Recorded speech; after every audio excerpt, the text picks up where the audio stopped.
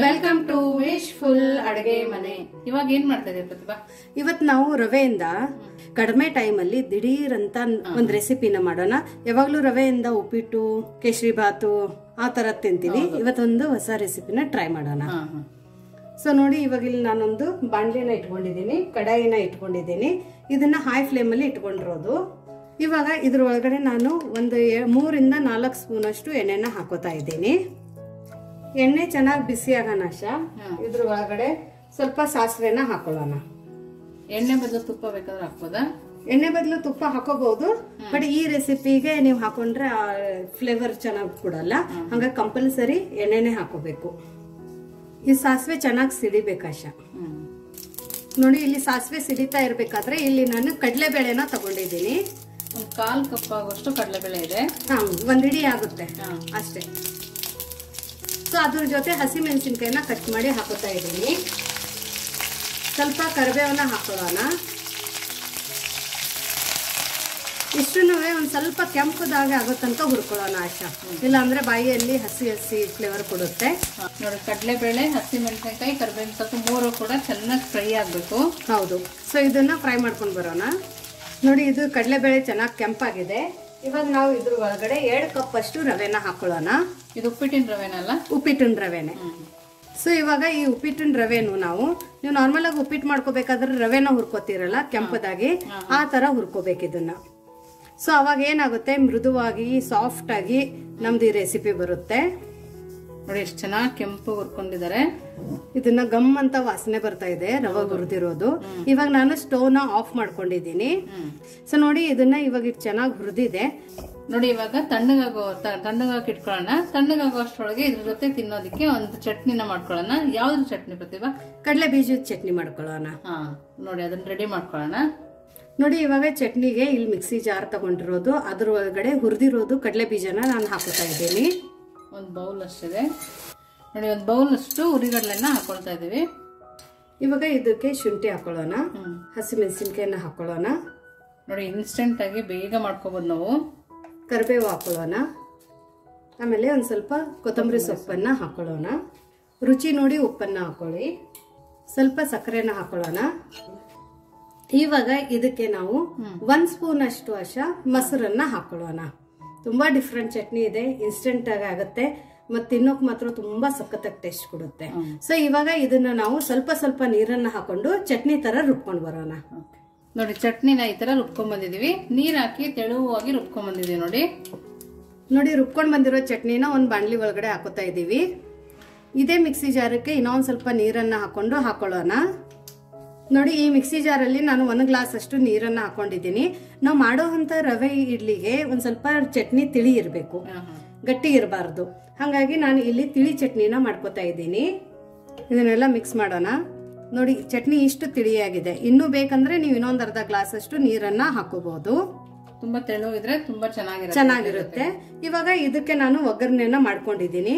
ಎಣ್ಣೆ, ಜೀರಿಗೆ, ಸಾಸಿವೆ, ಒಣಮೆಣಸಿನ್ಕಾಯಿ, ಹಿಂಗು ಮತ್ತೆ ಕರಿಬೇವು ಹಾಕೊಂಡು ಒಗ್ಗರಣೆನ ಮಾಡ್ಕೊಂಡಿದ್ದೀನಿ. ಸೊ ಬಿಸಿ ಒಗ್ಗರಣೆನ ನಾವು ಇದ್ರ ಒಳಗಡೆ ಹಾಕೋತಾ ಇರೋದು. ಇದನ್ನೆಲ್ಲ ನಾವು ನೀಟಾಗಿ ಮಿಕ್ಸ್ ಮಾಡ್ಕೊಳ್ಳೋಣ. ಸೊ ನೋಡಿ, ಚಟ್ನಿ ಎಷ್ಟು ಚೆನ್ನಾಗಾಗಿದೆ ಅಂತ. ಸೊ ಈ ತರ ಇವಾಗ ಚಟ್ನಿ ರೆಡಿ ಆಗಿದೆ. ಅಲ್ಲಿ ರವೆನು ಕೋಲ್ಡ್ ಆಗಿದೆ ಆಶಾ, ತಣ್ಣಗಾಗಿದೆ. ಇವಾಗ ರವೆ ಇಡ್ಲಿಗೆ ಅದ್ರ ಒಳಗಡೆ ಯಾವ್ಯಾವ ಇಂಗ್ರೀಡಿಯೆಂಟ್ಸ್ ನ ಹಾಕಿ ರವೆ ಇಡ್ಲಿನ ಮಾಡೋದು ಅಂತ ನೋಡೋಣ. ಸೊ ನೋಡಿ, ಇದು ರವೆ ಚೆನ್ನಾಗಿ ಕೋಲ್ಡ್ ಆಗಿದೆ ಇವಾಗ ರೂಮ್ ಟೆಂಪರೇಚರ್ಗೆ. ಈ ತರ ರವೆನ ಹುರ್ಕೊಂಡು ಕಂಪ್ಲೀಟ್ ಆಗಿ ಇವಾಗ ಕೋಲ್ಡ್ ಆದ ನಂತರ ಏರ್ ಟೈಟ್ ಕಂಟೈನರ್ ಅಲ್ಲಿ ಹಾಕೊಂಡು ನಮ್ಗೆ ಯಾವಾಗ ಬೇಕು ಅವಾಗ ನಾವು ಮುಂದಿನ ಇಂಗ್ರೀಡಿಯೆಂಟ್ಸ್ ಅಂದ್ರೆ ಮೊಸರೆಲ್ಲ ಹಾಕೊಂಡು ಅವಾಗ ಮಿಕ್ಸ್ ಮಾಡಿ ದಿಢೀರ್ ಅಂತ ಮಾಡ್ಕೋಬಹುದು. ಮತ್ತೆ ಇದು ರವೆ ಇಡ್ಲಿ ಪ್ರೀಮಿಕ್ಸ್ ಇದೆ. ಪ್ರೀಮಿಕ್ಸ್ ಇದೇ ತರ ಮಾಡ್ತಾರೆ. ಒಂದ್ಸರ್ತಿ ನೀವು ಈ ತರ ಪ್ರೀಮಿಕ್ಸ್ ಅನ್ನ ಮಾಡ್ಕೊಳ್ಳಿ. ಆಮೇಲೆ ಯಾವಾಗ ಬೇಕು ಅವಾಗ ಇಡ್ಲಿನ ಮಾಡ್ಕೊಂತೀನಿ. ಇದು ಆಲ್ಮೋಸ್ಟ್ ನಿಮ್ಗೆ 1 ಮಂತ್ ತನಕನೂ ಏನೂ ಆಗಲ್ಲ. ಚೆನ್ನಾಗಿ ಫ್ರೈ ಮಾಡಿರೋದ್ರಿಂದ 1 ಮಂತ್ ತನಕನೂ ಇರುತ್ತೆ. ಸೊ ಇವಾಗ ನಾವು ರುಚಿ ನೋಡ್ಕೊಂಡು ಉಪ್ಪನ್ನ ಹಾಕೊಳ್ಳೋಣ. ಸ್ವಲ್ಪ ಕೊತ್ತಂಬರಿ ಸೊಪ್ಪನ್ನ ಹಾಕೊಳ್ಳೋಣ. ಕೊತ್ತಂಬರಿ ಸೊಪ್ಪು ಈ ರೆಸಿಪಿಗೆ ಸ್ವಲ್ಪ ಜಾಸ್ತಿನೇ ಹಾಕೊಳ್ಳಿ, ತುಂಬಾ ಚೆನ್ನಾಗಿ ಟೇಸ್ಟ್ ಮತ್ತೆ ಫ್ಲೇವರ್ ಕೊಡುತ್ತೆ. ಇದಕ್ಕೆ ನಾವು ಕ್ಯಾರೆಟ್ ಕೂಡ ಹಾಕೋಬಹುದಾ? ಹೌದು, ತುರಿದಿರೋದ್ ಕ್ಯಾರೆಟ್ ಹಾಕೋಬಹುದು. ಕ್ಯಾಶ್ಯೂ ನಟ್ ನೀವು ಹುರಿಬೇಕಾದ್ರೆ ಕಾಜುನ ಹಾಕೋಬಹುದು.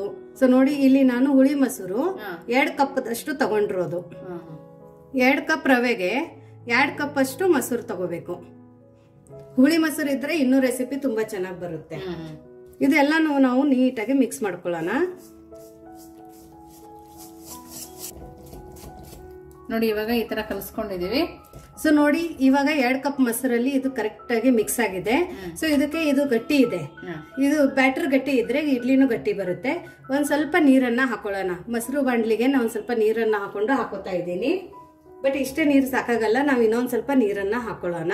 ಫಸ್ಟ್ ಇದನ್ನ ಬೀಟ್ ಮಾಡಿ ಸ್ವಲ್ಪ ಸ್ವಲ್ಪ ನೀರನ್ನ ಹಾಕೊಂಡು ನಾವು ಇಡ್ಲಿ ಬ್ಯಾಟರ್ ತರ ಮಾಡ್ಕೊಳ್ಳೋಣ. ಸೊ ನೋಡಿ ಇದು ಕರೆಕ್ಟ್ ಆಗಿ ಇವಾಗ ಮಿಕ್ಸ್ ಆಗಿದೆ. ಇವಾಗ ಇದ್ರ ಒಳಗಡೆ ಆಶಾ ನಾವು ಇನ್ಸ್ಟಂಟ್ ಫರ್ಮೆಂಟೇಶನ್ಗೋಸ್ಕರ ಇನೋನ ಹಾಕೋತಾ ಇದ್ದೀವಿ. ಸೊ ನೋಡಿ ಇಲ್ಲಿ ಫ್ರೂಟ್ ಇನೋನ ಕಟ್ ಮಾಡಿಬಿಟ್ಟು ನಾವು ಇದ್ರ ಒಳಗಡೆ ಹಾಕೊಳ್ಳೋಣ. ಹಾಕೊಂಡ್ಬಿಟ್ಟು ಇಮಿಡಿಯೇಟ್ ಆಗಿ ಮಿಕ್ಸ್ ಮಾಡ್ಕೋಬೇಕು. ಇಮಿಡಿಯೇಟ್ ಆಗಿ ಮಿಕ್ಸ್ ಮಾಡ್ಕೋಬೇಕು. ಇದನ್ನ ನೋಡಿ ಎಷ್ಟು ಚೆನ್ನಾಗಿ ಫರ್ಮೆಂಟ್ ಆಗಿದೆ, ಬಬಲ್ಸ್ ತರ ಬಂದ್ಬಿಟ್ಟಿದೆ, ಹಿಟ್ ಉಗ್ತಾ ಇದೆ. ಸೊ ನೋಡಿ ಇದನ್ನ ಚೆನ್ನಾಗಿ ಮಿಕ್ಸ್ ಆಗಿದೆ. ಇವಾಗ ನಾವು ಇಮಿಡಿಯೇಟ್ ಆಗಿ ಏನೋ ಹಾಕಿದ ನಂತರ ಸುಮಾರು ಹೊತ್ತು ಹಿಟ್ಟನ್ನ ಹೀಗೆ ಬಿಡಬಾರ್ದು. ಸೊ ಹಾಗಾಗಿ ಏನೋ ಹಾಕಿದ ನಂತರ ಇಮಿಡಿಯೇಟ್ ಆಗಿ ನಾವು ಇದನ್ನ ಈ ಬ್ಯಾಟರ್ ಅನ್ನ ಇಡ್ಲಿ ಪ್ಲೇಟಕ್ಕೆ ಹಾಕೊಳ್ಳೋಣ. ಇಲ್ಲಿ ನೋಡಿ ಬ್ಯಾಟರ್ ರೆಡಿ ಆಗಿದೆ.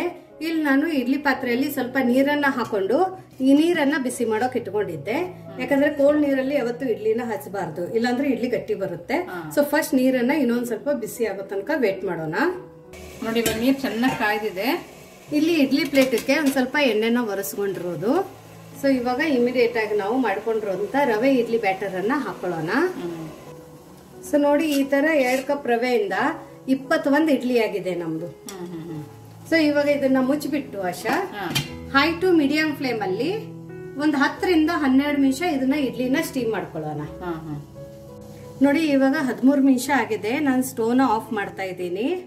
ಇವಾಗ ತೆಗೆದ್ಬಿಟ್ಟು ನೋಡೋಣ. ವಾವ್, ಎಷ್ಟು ಚೆನ್ನಾಗಿ ಬಂದಿದೆ ನೋಡಿ, ಎಷ್ಟು ಚೆನ್ನಾಗಿ ಉಬ್ಬಿದೆ ಕೂಡ. ಸೊ ನೋಡಿ ಇವಾಗ ಇದನ್ನ ತೆಗೆದ್ಬಿಟ್ಟು ನೋಡೋಣ. ನೋಡಿ ಬಿಸಿನಲ್ಲೇ ತೆಗಿಬಹುದು.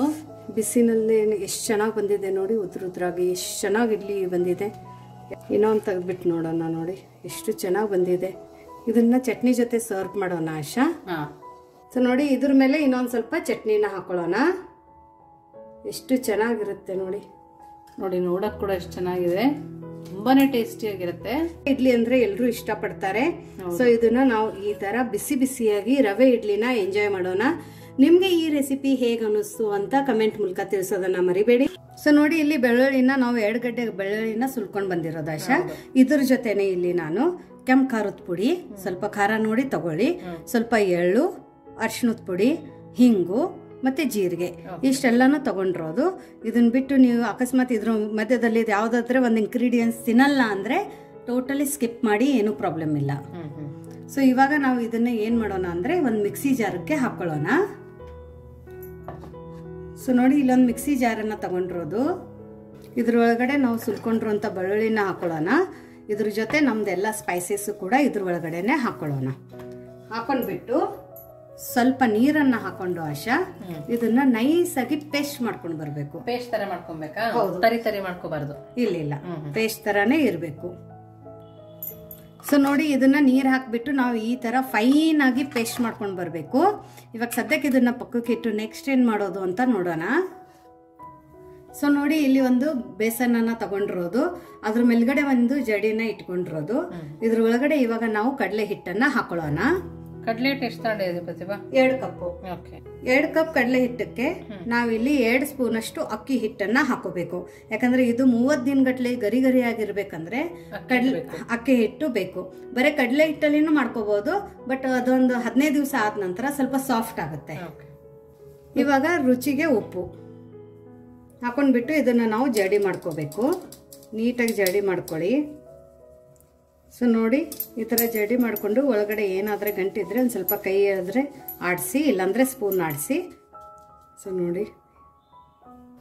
ನೋಡಿ ಈ ತರ ಜಡಿ ಮಾಡ್ಕೊಂಡು ಬಂದ ನಂತರ ಇವಾಗ ಮತ್ತೊಂದು ಜಡಿನ ತಗೊಳ್ಳೋಣ. ಇಲ್ಲಾಂದ್ರೆ ನೀವು ಅದೇ ಜಡಿ ಒಳಗಡೆ ನಾವು ಮಾಡ್ಕೊಂಡು ಬಂದಿದ್ವಲ್ಲ ಆಶಾ ಬೆಳ್ಳುಳ್ಳಿ ಮಸಾಲೆನ, ಅದನ್ನ ಹಾಕೋಬೇಕು. ಇದನ್ನ ಯಾಕೆ ಜಡಿ ಮಾಡ್ಕೋಬೇಕು ಪ್ರತಿಭಾ? ಯಾಕಂದ್ರೆ ಇದು ಇವಾಗ ನಾವು ಶೇವ್ ಮಾಡುವಂತ ಮನೆಯಲ್ಲಿ ಹಾಕೋತೀವಲ್ಲ, ಸೊ ಅದ್ರ ತೂತ ಸ್ವಲ್ಪ ಸಣ್ಣ ಇರುತ್ತೆ. ಸೊ ಮಧ್ಯದಲ್ಲಿ ಸಿಕ್ಕಾಕೊಂಡ್ಬಿಟ್ರೆ ನಿಮ್ಗೆ ಶೇವ್ ಚೆನ್ನಾಗಿ ಬರಲ್ಲ. ಇವತ್ ನಾವು ಮಸಾಲೆ ಶೇವ್ ಅನ್ನ ಮಾಡ್ತಾ ಇದೀವಿ. ಲಸುನಿ ಶೇವ್ ಅಂತಾರೆ ಇದಕ್ಕೆ, ಬೆಳ್ಳುಳ್ಳಿ ಶೇವ್ ಅನ್ನ. ಸೊ ತುಂಬಾ ಚೆನ್ನಾಗಿ ನಾವು ಮಾಡ್ಕೋಬಹುದು.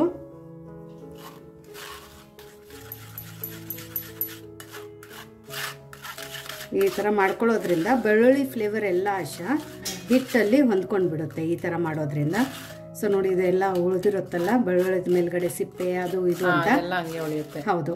ಸೊ ಇವಾಗ ನಾವು ಏನು ಮಾಡೋಣ ಅಂದರೆ ಇದ್ರ ಮೇಲ್ಗಡೆ ಒಂದು ಸ್ವಲ್ಪ ನೀರನ್ನು ಹಾಕ್ಕೊಳ್ಳೋಣ. ಹಾಕೊಂಡ್ಬಿಟ್ಟು ನೀಟಾಗಿ ಇದನ್ನು ತಕ್ಕೊಳ್ಳೋಣ. ಹೋಟೆಲಲ್ಲಿ ಇದೇ ಥರ ಮಾಡೋದು, ಬೇಕರಿಯಲ್ಲಿ, ಹೋಟೆಲಲ್ಲಿ. ಇವಾಗ ಹಬ್ಬಗಳಿಗೆ ನೀವು ಹೊರಗಡೆಯಿಂದ ನಮ್ಕಿನ್ ತರ್ತಿರಲ್ಲ, ಈ ಥರ ಮಿಕ್ಸರ್ ಎಲ್ಲ ಅವರು ಇದೇ ಥರ ಮಾಡೋದು. ಸೊ ಇದು ಏನು ಉಳಿದಿದೆ ಅಲ್ಲ, ಇದು ಬೇಕಂದ್ರೆ ನೀವು ಪಲ್ಯಕ್ಕೂ ಹಾಕೋಬೋದು, ಇಲ್ಲ ಅಂದರೆ ನೀವು ಪರಾಟ ಎಲ್ಲ ಮಾಡ್ತಿರಲ್ಲ ಅದಕ್ಕೂ ಹಾಕೋಬೋದು. ಇದು ಬರೀ ಆ ಸಾಚ ಒಳಗಡೆ ಸಿಗಬಾರ್ದು ಅಂತ, ಬಾಯಿಯಲ್ಲಿ ಸಿಗಬಾರ್ದು ಅಂತ ನಾವು ಇದನ್ನ ಜಡಿ ಮಾಡ್ಕೊಂಡಿರೋದು. ಸೊ ನೋಡಿ ಇವಾಗ ಇದನ್ನ ನಾವು ಮಿಕ್ಸ್ ಮಾಡ್ಕೊಳ್ಳೋಣ.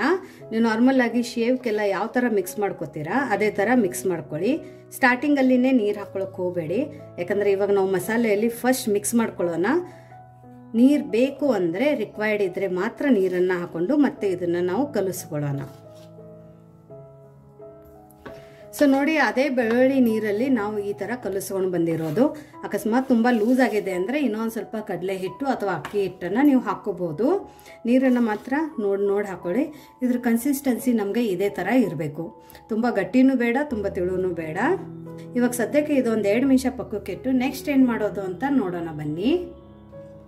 ಇಲ್ಲಿ ನೋಡಿ ಇವಾಗ ನಾವು ಶೇವ್ ಮಾಡುವಂಥ ಮಷೀನನ್ನು ತಗೊಂಡಿರೋದು, ಮಿಕ್ಸರ್ ಮಾಡಿಕೊಳ್ಳುವಂಥ ಮನೇನ. ಸೊ ಇದಕ್ಕೆ ಇವಾಗ ನಾನು ಇಲ್ಲಿ ಸಣ್ಣ ಶೇವ್ ಮಾಡ್ತೀವಲ್ಲ ಆ ಸೈಜದ್ದು ಇಲ್ಲಿ ಮಣೆನ ತಗೊಂಡಿರೋದು ಆಶಾ.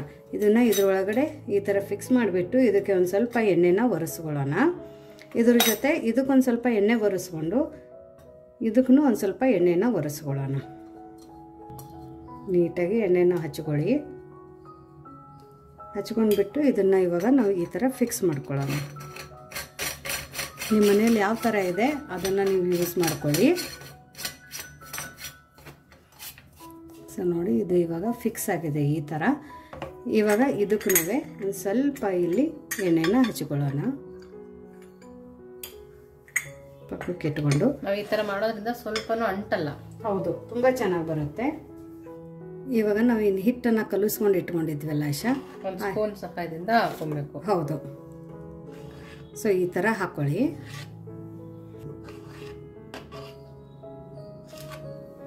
ನಮಗೆ ಈ ಥರ ಲೂಸ್ ಮಾಡ್ಕೊಳ್ಳೋಕೆ ಬರಲ್ಲ ಅಂದರೆ ನೀವು ಚಪಾತಿ ಹದದ ಥರನೂ ಕಲಿಸ್ಕೊಂಡು ಮಾಡ್ಕೋಬೋದು. ತುಂಬ ಬೇಗ ಆಗುತ್ತೆ ಈ ರೆಸಿಪಿ, ತುಂಬ ಟೈಮನ್ನು ತಗೊಳ್ಳಲ್ಲ.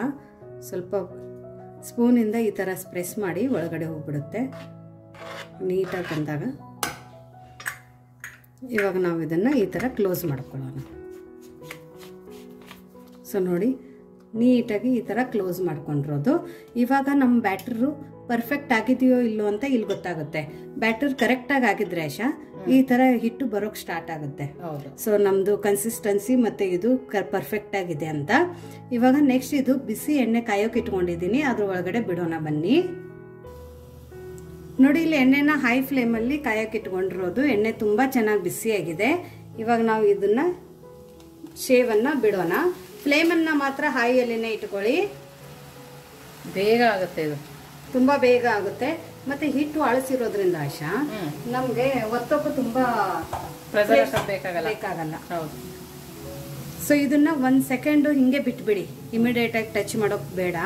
ಸ್ವಲ್ಪ ಇದು ಎಣ್ಣೆಯಲ್ಲಿ ಹೊಂದ್ಕೊಂಡ ನಂತರ ನಾವು ಇದನ್ನು ಟರ್ನ್ ಮಾಡ್ಕೋಬೇಕು. ಸೊ ನೋಡಿ ಇವಾಗ ಇದನ್ನು ಟರ್ನ್ ಮಾಡ್ಕೊಳ್ಳೋಣ. ಫ್ಲೇಮನ್ನು ಮಾತ್ರ ಹಾಯಲ್ಲಿನೇ ಇಟ್ಕೊಳ್ಳಿ. ಎಷ್ಟು ಚೆನ್ನಾಗಿ ಬಂದಿದೆ ನೋಡಿ ನಮ್ಮ ಮಿಕ್ಸರು. ನೀವು ಮಾರ್ನಿಂಗಲ್ಲಿ ಪಟ್ಟಂತ ಕಡಲೆ ಹಿಟ್ಟಲ್ಲಿ ಬರೀ ಉಪ್ಪು ಹಾಕಿನೂ ಈ ರೆಸಿಪಿನ ಮಾಡ್ಕೋಬಹುದು. ಬೆಳ್ಳುಳ್ಳಿ ತಿನ್ನಲ್ಲ ಅನ್ನೋರು ಕೂಡ ಬೆಳ್ಳುಳ್ಳಿ ಸ್ಕಿಪ್ ಮಾಡಿ ಇದನ್ನ ಮಾಡ್ಕೋಬಹುದು. ಹೌದು, ಬಟ್ ಮಸಾಲ ಹಾಕಿದ್ರೆ ತುಂಬಾ ಟೇಸ್ಟ್ ಬರುತ್ತೆ. ಹಾಗೇನೂ ತಿನ್ಕೋಬಹುದು. ಅವಲಕ್ಕಿ, ಉಪ್ಪಿಟ್ಟು, ಚಿತ್ರಾನ್ನ ಅದ್ರ ಮೇಲ್ಗಡೆ ಉದುರಿಸ್ಕೊಂಡು ತಿನ್ಬಹುದು. ಮಾಮೂಲು ಪ್ಲೈನ್ ಬಸ್ಸಾಂಬಾರ್ ಎಲ್ಲ ಮಾಡ್ತೀವಲ್ಲ ಪ್ರತಿಭಾ, ಅದಕ್ಕೆ ಕೂಡ ಹಾಕೊಂಡು ತಿಂದ್ರೆ ತುಂಬಾ ಚೆನ್ನಾಗಿರುತ್ತೆ. ಸೊ ನೋಡಿ ಇದು ಇನ್ನೊಂದು ಸರ್ತಿ ತಿರುಗಿಸಿ 1 ನಿಮಿಷ ಬಿಟ್ಟು, ಇದೇನು ಜಾಸ್ತಿ ಹೊತ್ತು ಟೈಮ್ ತಗೊಳ್ಳಲ್ಲ, 1 ನಿಮಿಷದಲ್ಲಿ ನಮ್ಮದು ಶೇವ್ ರೆಡಿ ಆಗುತ್ತೆ. ಸೊ ಇವಾಗ ಫ್ಲೇಮನ್ನು ಲೋ ಅಲ್ಲಿ ಮಾಡಿಕೊಂಡು ನಾವು ಇದನ್ನು ತಕ್ಕೋಬೇಕು. ಎಷ್ಟು ಚೆನ್ನಾಗಿ ಬಂದಿದೆ ನೋಡಿ, ಕಲರ್ ಅಂತೂ ತುಂಬ ಪರ್ಫೆಕ್ಟಾಗಿ ಬಂದಿದೆ. ಸೊ ಇವಾಗ ಆಲ್ರೆಡಿ ಎಣ್ಣೆ ಕೈದಿದೆ ಅಲ್ಲ, ಫ್ಲೇಮನ್ನು ಲೋ ಅಲ್ಲಿ ಇಟ್ಕೊಂಡು ಫಸ್ಟ್ ನಾವು ಸೇವನ್ನು ಹಾಕೊಳ್ಳೋಣ. ಎಣ್ಣೆ ಕೂಡ ಎಳೆಯಲ್ಲ. ಹೌದು, ಅಷ್ಟು ಚೆನ್ನಾಗಿದೆ. ಇವಾಗ ಫ್ಲೇಮನ್ನು ಹಾಯಲ್ಲಿ ಇಟ್ಕೊಂಡು ಇದನ್ನು ಸಹ ಅದೇ ಥರ ನಾವು ಬೇಯಿಸ್ಕೋಬೇಕು. ಸೊ ನೋಡಿ, ಇದನ್ನು ಸಹ ನಾವು ಇದೇ ಥರ ಟರ್ನ್ ಮಾಡ್ಕೊಳ್ಳೋಣ. ಟರ್ನ್ ಮಾಡಿಕೊಂಡು ಹೈ ಫ್ಲೇಮಲ್ಲಿ ಇದನ್ನು ಸಹ ನಾವು ಫ್ರೈ ಮಾಡ್ಕೊಳ್ಳೋಣ. ಯಾರಾದ್ರೆ ತಿಂದಿದ್ರೆ ಅವ್ರಿಗೆ ಏನು ಕಾಣೋದೇ ಇಲ್ಲ. ಬೆಳ್ಳುಳ್ಳಿ ಎಲ್ಲಿದೆ ಅಂತ ಗೊತ್ತಾಗಲ್ಲ, ಅಜ್ವೈನು ಜೀರಿಗೆ ಎಲ್ಲಿದೆ ಅಂತ ಗೊತ್ತಾಗಲ್ಲ, ಖಾರ ಹೆಂಗೆ ಹಾಕಿದ್ದೀರ ಅಂತ ಗೊತ್ತಾಗಲ್ಲ. ಸೊ ಒಂದ್ಸರ್ತಿ ನೀವು ಮಾಡಿಕೊಡಿ, ಅವರಿಗೆ ಯಾರಾದ್ರೆ ಬಂದ್ರೆ ತುಂಬಾ ಇಷ್ಟಪಟ್ಟು ತಿಂತಾರೆ. ಪುರಿ ತಿಂತೀವಲ್ಲ ಪ್ರತಿಭಾ, ಮಿಕ್ಸ್ ಮಾಡ್ಕೊಂಡು ತುಂಬಾ ಚೆನ್ನಾಗಿ, ಹೌದು ತುಂಬಾ ಚೆನ್ನಾಗಿ ಬರುತ್ತೆ. ಸೊ ನೋಡಿ, ಎಲ್ಲದನ್ನು ನಾವು ಇದೇ ತರ ಕರ್ಕೊಂಡು ಬರೋಣ.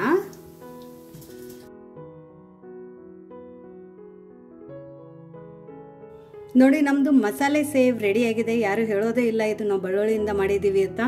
ಮಸಾಲೆ ಯಾವ ಥರ ರುಬ್ಬಬೇಕು ಅಂತಾನು ನೋಡಿದ್ದೀವಿ, ಯಾವ ಥರ ಜಡಿ ಮಾಡ್ಬೇಕಂತಾನು ನೋಡಿದ್ದೀವಿ.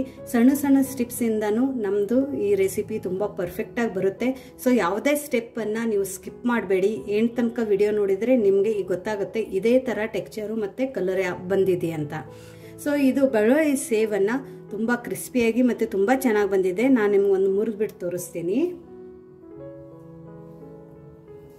ಸೊ ನೋಡಿ, ನಿಮಗೆ ಕಲರ್ ಇನ್ನೂ ಜಾಸ್ತಿ ಬೇಕಂದ್ರೆ ಅರಿಶಿಣದ ಪುಡಿನ ಜಾಸ್ತಿ ಹಾಕೊಳ್ಳಿ. ಬಟ್ ಕಡಿಮೆ ಇದ್ದಷ್ಟೇ ಒಳ್ಳೇದು, ಯಾಕಂದ್ರೆ ಒಗರು ಅಂಶ ಬರಲ್ಲ ನಮಗೆ. ತುಂಬಾ ಕರೆಕ್ಟಾಗಿ ಬರುತ್ತೆ. ಖಾರನ ನಿಮ್ಗೆ ಯಾವ ತರ ಬೇಕೋ ಆ ತರ ನೀವು ಹಾಕೋಬಹುದು.